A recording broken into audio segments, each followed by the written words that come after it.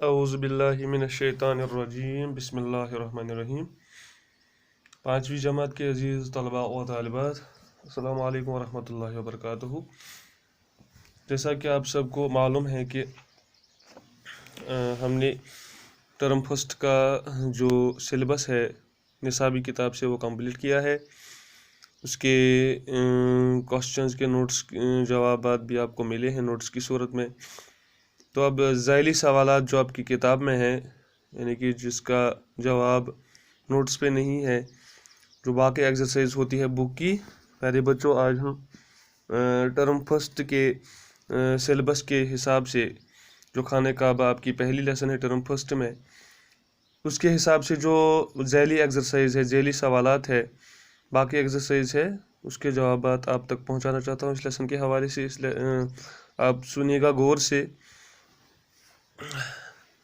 पहला सवाल दूसरा सवाल है, डब्बों में दिए गए अल्फाज को चुनकर दरअसल जुमलों को खाली जगहों को पुर कीजिए। पहला सवाल जो है, खाने काबा, ये जो डैश है फिल इन द ब्लैंक्स है, खाने काबा को खुदा का डैश भी कहते हैं। तो यहाँ पे ऑप्शन है मकान और घर। पहले बच्चों इसको घर आएगा, इन्हें खाने काबा को खुदा का घर भी कहते हैं। दूसरा जो है खाली जगह है वो है, खाने काबा को हज़रत इब्राहीम अलैहिस्सलाम और डैश ने तमीर किया।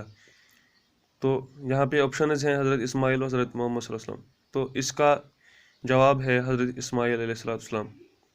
इन्हें खाने काबा को हज़रत इब्राहीम अलैहिस्सलाम और उसके बेटे हज़रत इस्माइल अलैहिस्सलाम ने तमीर किया।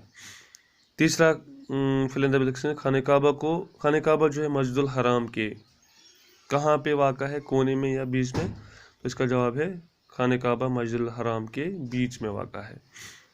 ये फिल इन द ब्लैंक्स है। इसके बाद अलिफ में दिए गए अल्फाज को बे में दिए गए इन मुतरादिफ मुतरादिफ कहते हैं हम मानी अल्फाज से जोड़ दीजिए।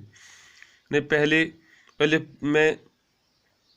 अलिफ वाले हिस्से में चंद अल्फाज है, उसको बे वाले हिस्से के हम मानी अल्फाज से जोड़ना है। पहला अलिफ में जो है वो सच्चा है, पहला पार्ट सच्चा का माना है हक गो, यानी सच्चा वो इंसान जो हक कहता है। सच्चा का मतलब है हक गो।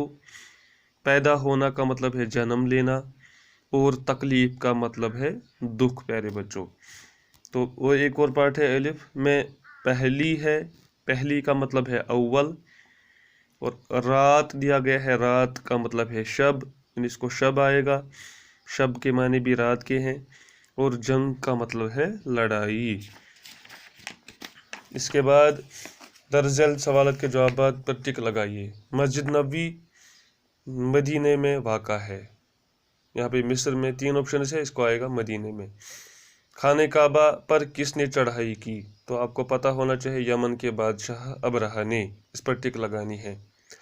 दुनिया के मुख्तलिफ मुल्कों से मुसलमान मक्का शरीफ क्यों जाते हैं?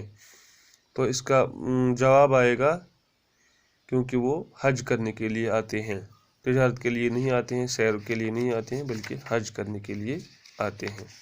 तो ये थी इस लेसन की ज़ैली एक्सरसाइज। इसके बाद एक और लेसन है जिसका उन्वान है इल्म के लेसन से जो ज़ैली एक्सरसाइज है, खाली जगह है। पहली खाली जगह को जवाब आएगा, जस्तजू में इल्म की जो खो गया, मंजिलों का पा लिया उसने सुराग, उसने आएगा। तीसरा, इल्म से घोड़ा नहीं बनता, तो डैश में आएगा गधा। डैश से बदला न हरगिज कोई जाग, यानी इल्म से बदला न हरगिज कोई जाग।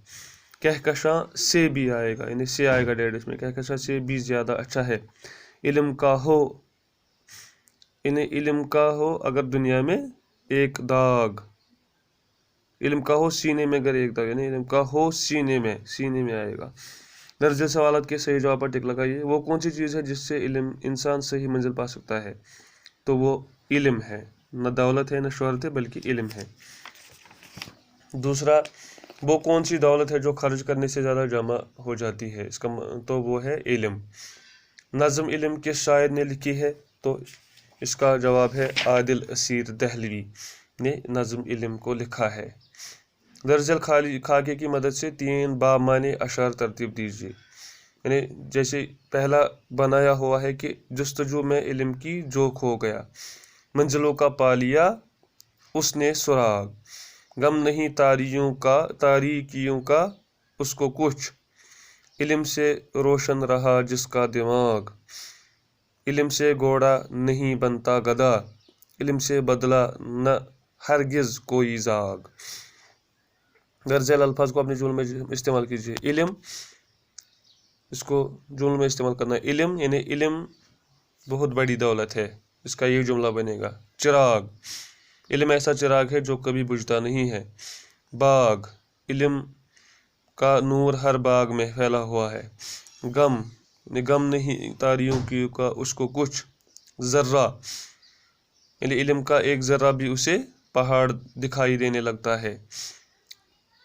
سورج، علم ایک سورج کی مانند ہے۔ گھوڑا، علم سے گھوڑا نہیں بنتا گدھا۔ تو پیارے بچوں، یہ دو لیسنوں کا جو T2 کے حساب سے ہے، ٹرم فرسٹ کے نصاب سے آپ کی پہلی اور دوسری لیسن ہے، اس کے ذیلی ایکسرسائز، ذیلی جو سوالات ہیں جو نوٹس پہ نہیں تھے وہ میں نے آپ کے سامنے رکھ دیے ہیں۔ امید ہے کہ آپ بڑی لگن سے اور محنت سے اس کو اپنی نوٹس بک پہ اتار دیجیے گا تاکہ ایگزام میں آپ کے لیے کوئی دشواری کا سامنا نہ کرنا پڑے۔ تو آئندہ کے لیکچر کے لیے خوش رہے، شادمان رہے۔ السلام علیکم ورحمۃ اللہ وبرکاتہ۔